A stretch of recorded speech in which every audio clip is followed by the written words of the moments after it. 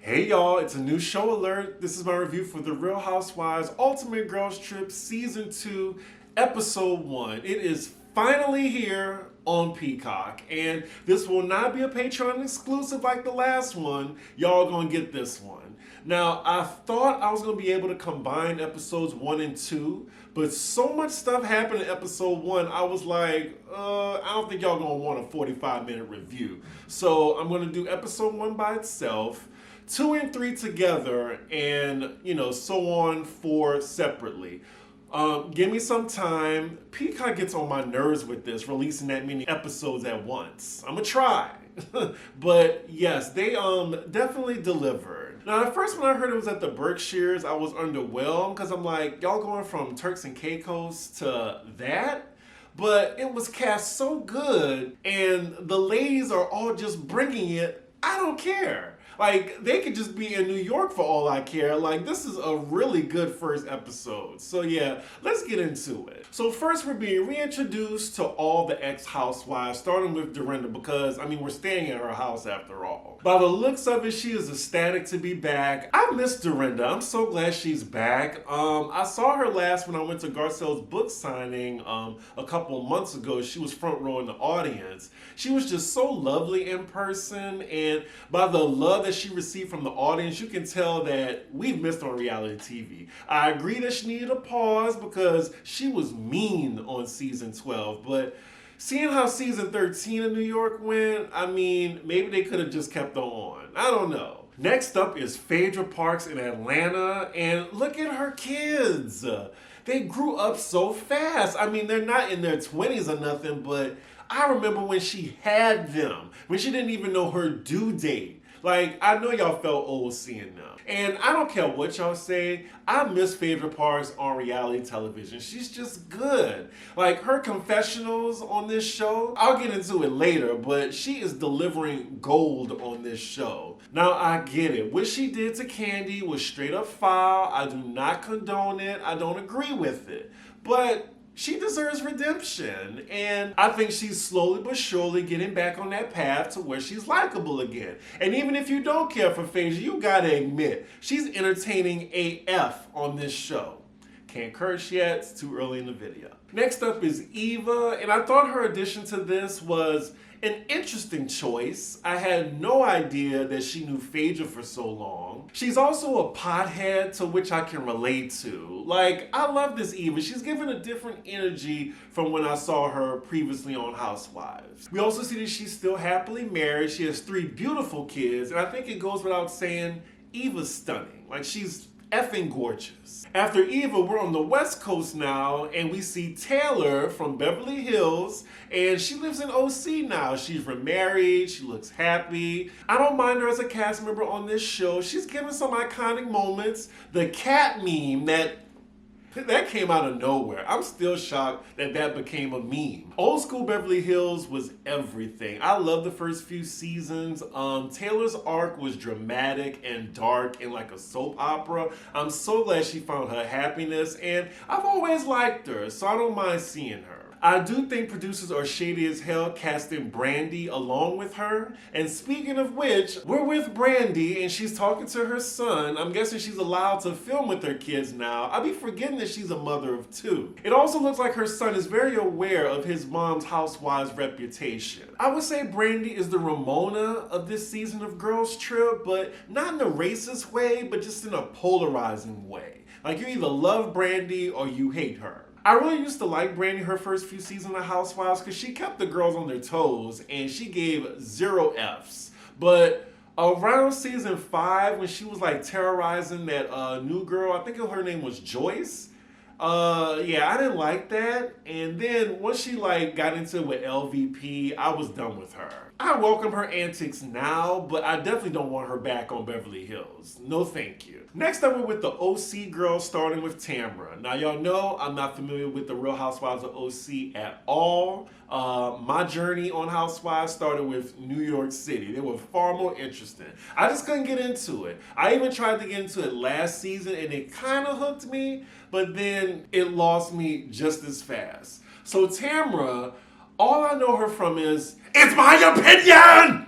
That's all I know from her. And she looks really feisty, like a chihuahua. I also know that she, like Dorinda, was also pissed when she found out she got fired. She definitely wants to be back on her franchise. We see her FaceTiming Vicky, the OG of the OC, not familiar with her at all, and I just can't wait to see what the fuss is about when it comes to Vicky. Like, I've heard so much about her. Like, she's not hated, but she's definitely a character. She also wants to be back on her show, even though she was on it for 16, 17 seasons.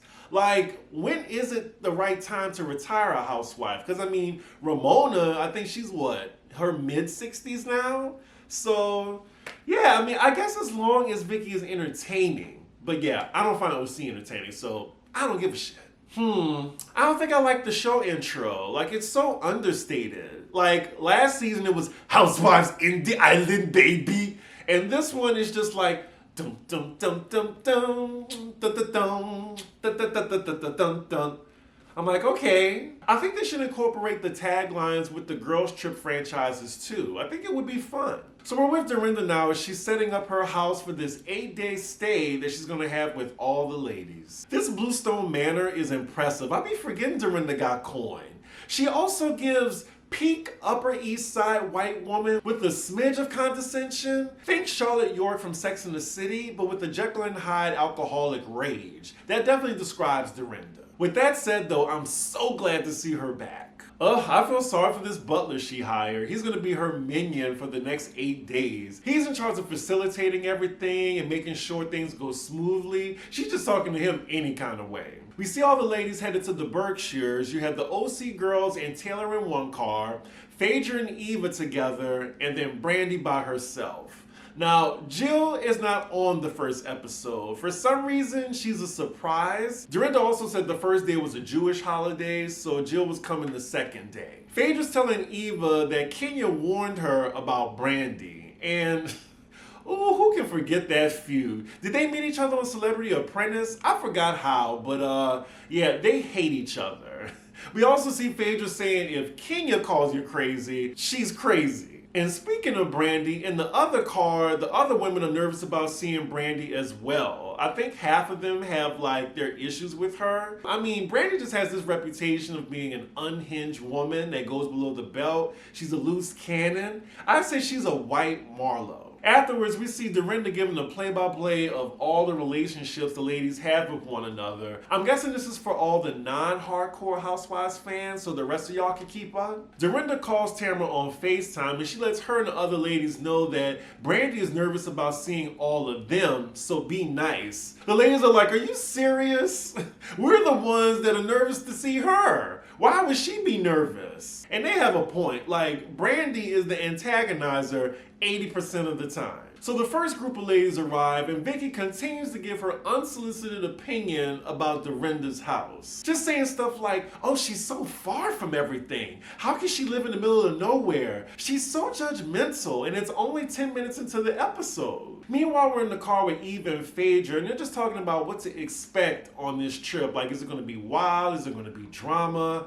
Like, we know the Real Housewives of Atlanta franchise. Those ladies can be vicious. The other women on this girls' trip couldn't last a season on Atlanta. So, dealing with these white women for Phaedra and Eva should be light work. We're back at Dorinda's place and she's giving the ladies a tour of the house. Vicky keeps asking her these annoying, patronizing questions, and you can tell Dorinda is slightly getting annoyed by it. Vicky lets the ladies know that right before this trip started, her fiance broke up with her. Apparently he was on the show. I have no idea who he is because I never watched OC. She said she did not see this coming at all and she was blindsided. I think one of them asked when was the last time she had sex with her fiance. She said 13 months. 13 months, girl? After the first month, she should have started investigating. The fuck?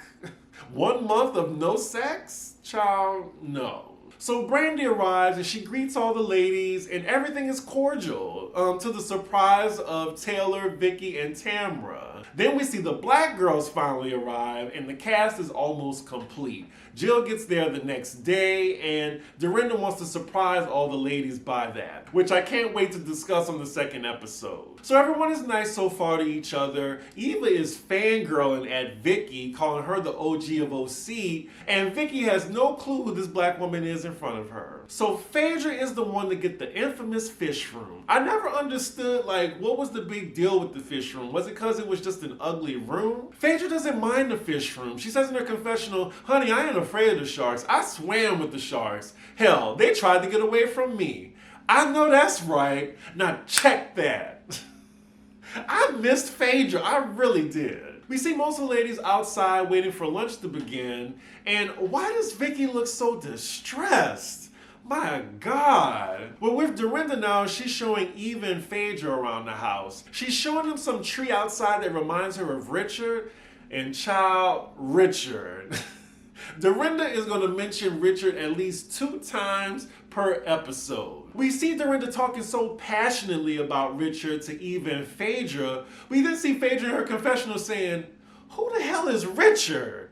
When I tell y'all I screamed, maybe she shouldn't assume that the ladies knew who Richard was, because not all the housewives watch each other's franchises. We're back outside, and Vicky's now wondering when is lunch going to be served. Can we get this started? I now see what everyone is talking about. We are 25 minutes in, and I'm like, yes, this woman is annoying. Brandi is also clearly annoyed by Vicky and says she's very entitled. And I agree, like, girl, you are on vacation. Where do you have to go? Like, chill out. So all the ladies are finally seated for lunch, and the first topic of conversation is Dorinda discussing how she was put on pause by the network instead of being fired. All the other ladies are like, girl, you were fired, and it's okay. We all got fired too. I'm really loving the fourth wall breaks and the ladies talking about their seasons on this installment. It also looks like they all just realized that none of them are currently on their shows, and they realize that, oh, we're the ex-housewives.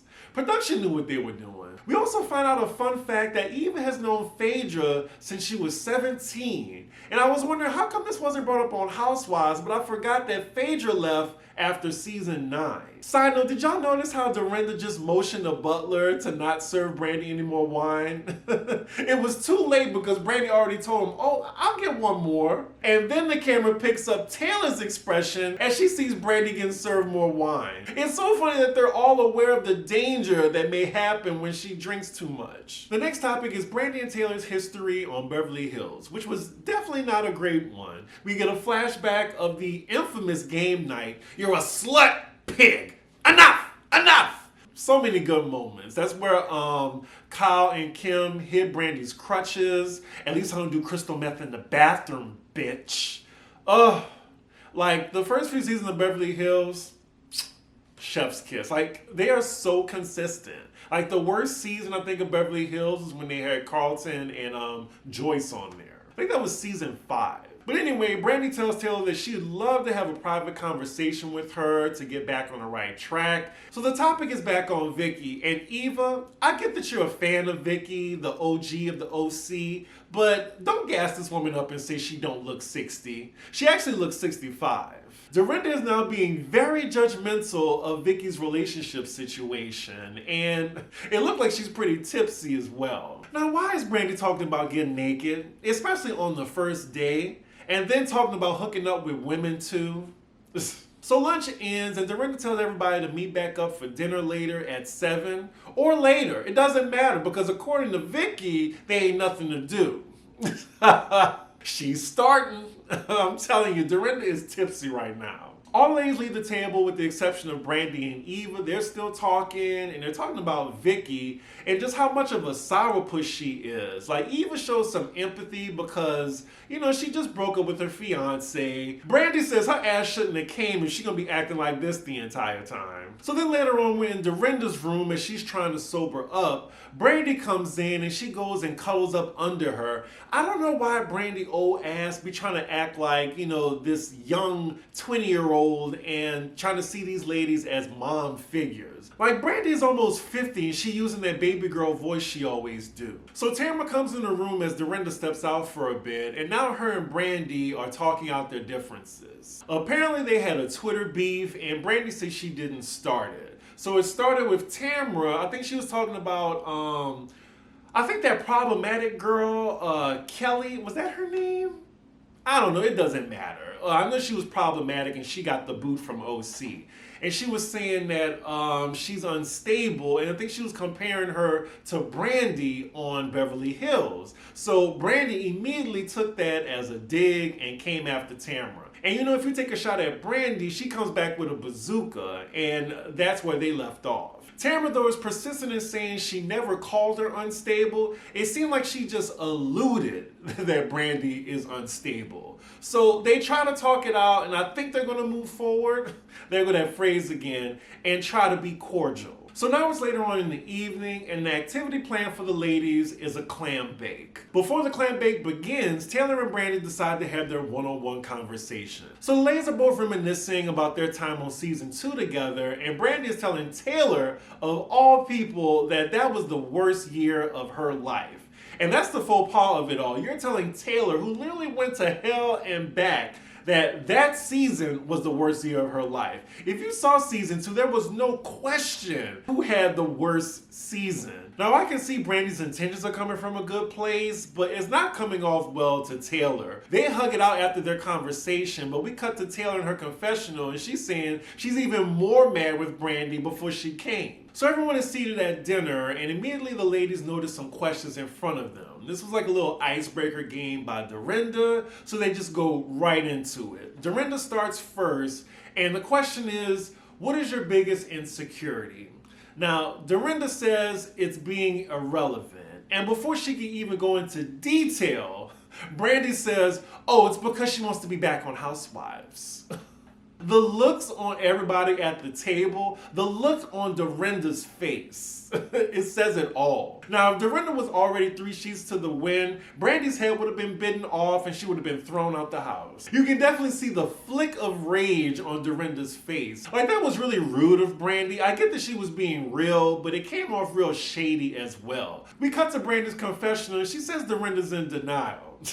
She says she's definitely insecure about not being on the show anymore. So then the food arrives at the table, and then Dorinda takes it upon herself to crack open the lobster for the ladies with her bare hands. Like, no gloves. Like, you see her ripping open the lobster. The juice is running down her fingers. Disgusting. Like, you just can't eat from some people. If she's doing this in front of them, just imagine what she's doing when she's cooking the food. Also, there was a really funny moment that I think went over people's heads. Like, Dorinda was in her confessional and she's like, I gotta get the party started. You know, I'm a cracker. Say that one more time, Dorinda. You're a cracker. I know she didn't mean it in that context, but it can definitely be taken out of context. Lord, not Dorinda feeding this piece of lobster to Phaedra. And Phaedra has no issue of this rich white woman serving her some lobster from her fingers. She's like, hey, stick the fingers up my ass. I don't care. I am in this lovely multi-million-dollar house. Phaedra's confessionals, A1. A1! So a little later, it took a while, but drunk Brandi has finally arrived. So she's talking to Taylor about their season again, even after they already had their one-on-one at the table in front of everybody. She's saying season 2 was the worst season for her. And then Tamara and Vicky immediately correct her and say, no, it was the worst season for Taylor. And now Brandi's going back and forth with them saying, yeah, but I still had a terrible season. And they're like, how? And so she brings up Taylor's husband's death as, you know, a reason why it was a hard season for her. And it's definitely not coming off right. Like, she's not using her words correctly. She's confusing with her words, like Crystal and racist Diana. Like, I see what she's trying to say. Like, she didn't have the worst season of the cast. She just had the worst year of her life. And that's fair, but, you know, she's slurring and just not using her words correctly. So it's coming off like Taylor's husband's death affected her more than Taylor, which sounds bananas to everybody at the table. So then Tamara brings up, didn't you make fun of her for writing a book about her husband? Brandi says, no, I didn't. Taylor is like, yes, you did. Brandi then calls Taylor a bitch while copping to what she said to her at the season 2 reunion. Taylor then breaks it down for Brandi why she wrote the book in the first place, even though she thought it was tacky. Like, she gave a good reason. Like, she had no money. She had to do what she had to do, for her child and to survive. And, Brandi was judgmental, and I think she was wrong in that instance. But Brandi again calls Taylor a bitch, and this is when the other ladies step in. It's like, hold up, don't call her a bitch. You're getting out of line now. Brandi needs to lie down. That's what she needs to do. She's a loose cannon at this point. When she tries to defend herself, Vicky interjects. Then Brandi tells Vicky to shut the fuck up. And then that is where it goes left. Because Vicky ain't no punk. She then comes at Brandi's like, you will not talk to me like that. Vicky goes into full white woman at Apple Care mode. And they're going back and forth. And before they really get into it, that is where the episode ends. And we get a to be continued, of course. That was everything. That blew the first season of Ultimate Girls Trip out of the water. Jill isn't even there yet. That is crazy. Like, all this drama that just popped off on the first day. I am loving it. This is the classic Housewives that I fell in love with. Bravo to casting. I gotta give it to y'all. Like, this actually works. So I'm gonna give my rating on what I think of the ladies so far. Dorinda, love her, one of the MVPs. Vicky, I finally see what people are talking about. Like, this woman is a character. Like, she is the human embodiment of neurosis. Like, she looks distressed 24/7, and I don't know why. Tamara, I love her. Like, she's really feisty, and I'm digging her. Like, I don't mind her. Like, she seems like she's not one to be played with either. As for Brandi, I find her annoying, but not Ramona annoying. When she's sober, she's not that bad. And she really be saying what the audience be thinking. And, she put these rude housewives in their places. It's just when she gets drunk, that's when she gets mean and, like, antagonistic. She reminds me of Marlo a lot because she's an agent of chaos. And that was probably why she was cast. Taylor, I like her. I think she brings balance to the cast, as well as Eva. She's almost like a Cynthia on this franchise, where she gets along with everybody. She goes along and gets along, but she can still be shady, and she gives a good confessional. And last but not least, Phaedra Parks. She is the MVP of this show, whether y'all want to admit it or not. She was entertaining from the moment we saw her on screen to the end of the episode. She is a joy to watch. I mean, season 9 aside, she is bringing it. She is super entertaining, and I wouldn't mind if she just narrated the entire season. I love Phaedra on this installment a lot. So sue me. I don't care. But I would love to know what y'all thought about this episode. I am so excited for this season. And it's a shame we only got 4 weeks left. Like, can we savor these episodes? Just give us one at a time. I don't need all the episodes at once. Anywho, make sure y'all like, comment, and subscribe. And I will see y'all for the next episode. Bye.